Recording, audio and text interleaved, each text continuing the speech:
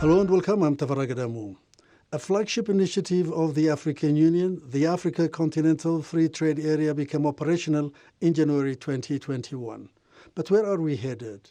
Are the emerging challenges also becoming new opportunities? My guest, Dr. Stephen Karingi, is Director of the Regional Integration and Trade Division at the United Nations Economic Commission for Africa. A very warm welcome to the program. Thank you. So the African Continental Free Trade Area, it started when? A little over 4 years ago?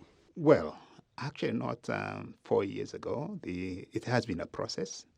But it was adopted 4 years ago as an institute. So 2021 is when the trading started. Otherwise, the signing happened in 2018. Negotiations started in 2015. And effectively in place as of January 2021. Yes, in terms of rolling out the trading. Yeah. But and that's why it's important for us to say that signing 2018, coming into force because of the ratifications being realized in 2019, start of trading in 2021. Yes. Why was it necessary for this to come into the picture? Why do not we focus on regional blocks? This is a good question. I think we have to look at the AFCFTA from a global perspective. I would like us to take a step back and realize that we have what we call the World Trade Organization, which, of course, came after we had the General Agreement on Trade and Tariffs. Now, the WTO is supposed to create a fair and equitable trading system, multilateral trading system. And we had several rounds, including the Uruguay round and subsequently the Doha round, which was called the development agenda. And Africa had significant demands in terms of the Doha round. We wanted to see that we are able to have market access that allows us to add value to our goods, exploit our comparative advantage in agriculture. But that did not go as far as everyone expected. And so one of the questions that one would ask, even as you think about the global agenda, there is also something within the continent which is captured very well under what we call the Abuja Treaty that foresees the realization of the African Economic Community. And so the idea of the failure of the multilateral system delivering for Africa what was an appropriate parallel and fallback position for the continent. And the AFCFTA becomes a useful instrument. Now, you are asking, why not depend on the regional economic bloc? Exactly, because although they didn't go that far, some of them have made significant strides. The problem is that you are not able. Why don't you let them evolve naturally? That's what I'm thinking in terms of creating growth. It's a very good question, but if you look at the barriers that exist between these regional economic blocs with each other, they limit the possibilities of creating regional value chains and trading that connects east-west, north-south, central, and the rest of the east, the north, and the south. And so the AFCFTA is actually supposed to create harmony and coherence by breaking the barriers that currently exist between the regional economic blocs, which are already working, like the EAC, like ECOWAS, like I said. So by having the AFCFTA, you have a much more continental, coherent trade policy. Yeah. So this continental drive aims at removing trade tariffs, boosting intra-African trade, and so on and so forth. Where has it showed some significant move forward, do you think? The evidence is there that today Africa trades on within itself. It's 15%. And that 15%, the quality of that 15% is much more superior than the rest of the 85% with the rest of the world. In terms of the fact that most of what comprises that 15% is value added.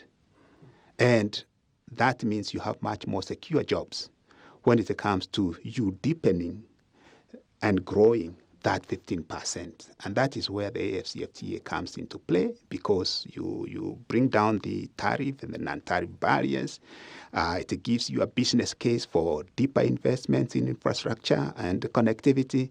And that way you create much more superior economic jobs. That's the reason why really we need to have this continental one market, which builds on the wins so far of the regional economic communities. What have we registered? What else have we registered this far? Of the AFCFTA? Yes. I think today I would say that the private sector, okay, not 100% of the private sector, they see the opportunity of the AFCFTA, because most countries that are signatories and who are state parties to except one country, and who are state parties to this AFCFTA, many of them have developed national AFCFTA implementation strategies, and these strategies have involved all stakeholders in their development. As we speak,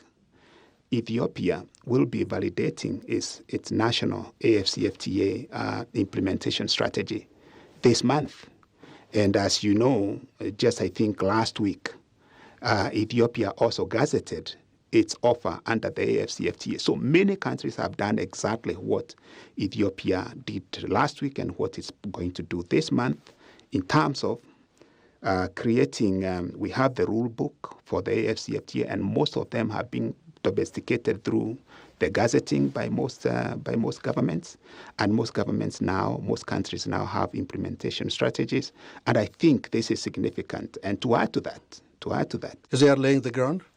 That's what you need to do, because How long does it take?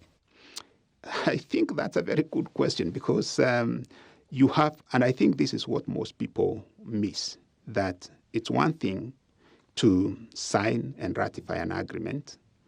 It's another thing to go back to your domestic laws and see which law needs to change so that the AFCFTA is aligned with the commitments that the country has made under the AFCFTA. And that can take time. Different governments have different ways of changing their rule book. But ideally, the current situation that we are facing in terms of the global trade policy means that probably most investments should go to domesticating the AFCFTA, so we can actually have much more of the trade taking place within the continent, rather than just focusing on the noise or the trade policy noise that we are hearing at the global level. Do you see encouraging results in some places than in others? Oh, I would say so. Because all the African countries are not in the same economic development at the same scale. So I would say so. Actually, different countries are moving. Different countries are moving at different speeds. There are countries that are already earning and creating jobs under the AFCFTA. Others are just at the formative stage. But the point that I would want to make at this point is that the way the AFCFTA is designed, it's one of the deepest trade agreements. In fact, we call it a developmental agreement. It is much deeper than even what you have at the WTO, in the sense that it goes beyond goods. It includes services. It includes investments. It talks about inclusion. It talks about fair competition, protects the intellectual. It's such a deep agreement that there is something for every state party. There's in other words, even those countries today that do not have, let's say, a deep or broad industrial base, they have something that they can offer under the services. That's one. And then two, since the AFCFTA is going to bring down barriers both in terms of tariffs, non-tariffs, and other regulations, it also means you can have what we call regional value chains. And you see regional value chains, besides the question of trading in inputs and intermediate inputs and also raw materials, there are services that are associated with that trade, and most African countries would actually have something like that to offer. But are you not asking too much too soon? I don't think so. I don't think so, because if you look at the continent, we've been trading with the rest of we've been trading, but what we've been trading is mainly on raw materials. There's so much commodity dependence within the continent. At the same time, when you look at what the African people consume, they consume very sophisticated goods and very sophisticated services.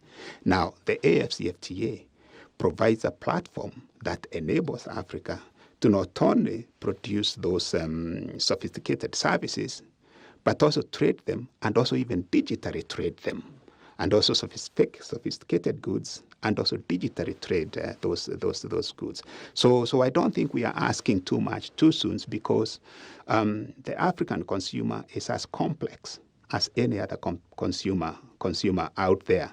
So what we are offering under the AFCFTA is the opportunity for the African private sector to be key players in the production and the trading of those kinds of goods and services. Well, because you are asking a little bit faster industrialization, economic diversification, job creation, and all that stuff. And exactly. And there are way too many challenges down the road. For example, you have political instabilities, infrastructure issues, and policies, as you earlier said, aligning all those policies, and also serious unequal development among nations on the African continent. These are very, very serious challenges. In fact, making all these objectives a little bit too far-fetched in some way. I wouldn't say that they are far-fetched, in the sense that the African Union, and especially the leadership of the African Union, when the decision was made to go ahead with creating one market, there was also an accompanying plan called what we call the Boosting Intra-African Trade Action Plan. The Boosting Intra-African Trade Action Plan identifies what needs to be done for us to optimize this one continental market. And so if you look at that plan, you have for instance, the infrastructure pillar. And if you look at the infrastructure pillar, you can actually link that to what is happening under the Program for Infrastructure Development in Africa. And the PIDA, which is it talks about you building the transport connectivity.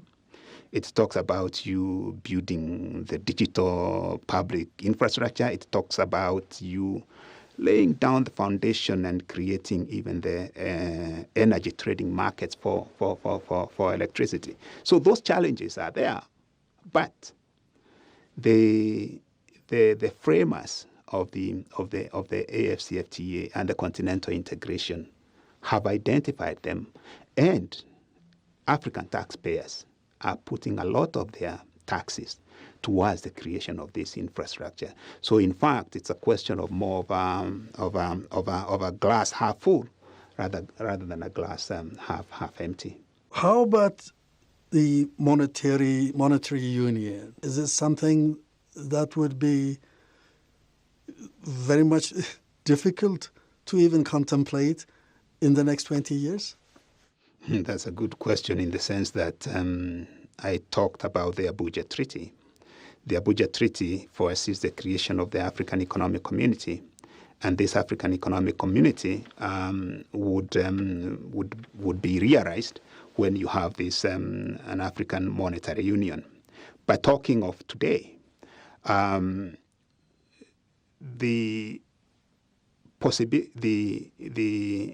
the African Association of Central Bankers have come up with what we call convergence criteria. This convergence criteria, you need to realize it even before you can start talking about a common currency or a common monetary union. You want to make sure that you have a harmonized fiscal policy, or at least you have targets within your fiscal policy that you are meeting. Your exchange rate stability is up to a certain your deficit. So the African countries, under the Abuja Treaty framework, they are already setting in place establishing the institutions that will take us there, and also the convergence criteria that we need to meet for us to be able to get this monetary union. Because you talked about 20 years. So this can be done in 20 years. But for now, I think the most critical thing, what we need to do, is to address the question of the payment systems. And I think we are operating in an era and in a period where Africa is actually leading when it comes to financial technology, when it comes to using, optimizing on the digital public infrastructure. Ethiopia here, I think in less than 2 years, you have almost everybody having a digital identity, which means if you're an Ethiopian seller selling to another African country where you have a digital identity, would mean that trade between those two and the payment system between those two people or institution would actually be much easier, because we are already leveraging the leapfrogging of technology that Africa is already showing. So, but there are plenty of bottlenecks that would undermine this objective. I was going to say that the protocols under the AFCFTA is about digital trade, and just this year at the summit here in Addis Ababa, the leadership of the African leaders endorsed the annexes to do with this digital trade protocol. And within that, within those annexes, it will even be possible to allow cross-border movement of data within the continent. And a lot of investments in data centers that facilitate these kinds of operations that we are talking about, that would enable payment systems to operate, are already taking place. Just to give another example of how you can overcome the challenge of a common currency in the interim, under the electricity trading system, the East African Power Pool, which is headquartered here, there is already an agreement of how countries are going to start trading electricity and how they're going to pay each other, because they'll have one bank that is going to have the escrow account that will make sure that when Ethiopia exports electricity to Kenya is able to pay, so that there is that payment.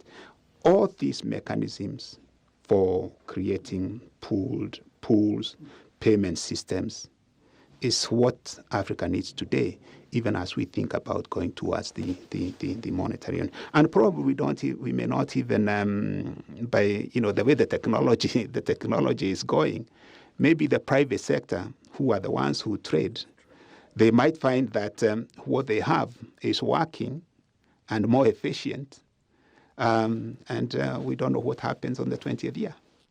You're a lot more optimistic than I thought. Absolutely. I understand it's not all doom and gloom, but the challenges are there.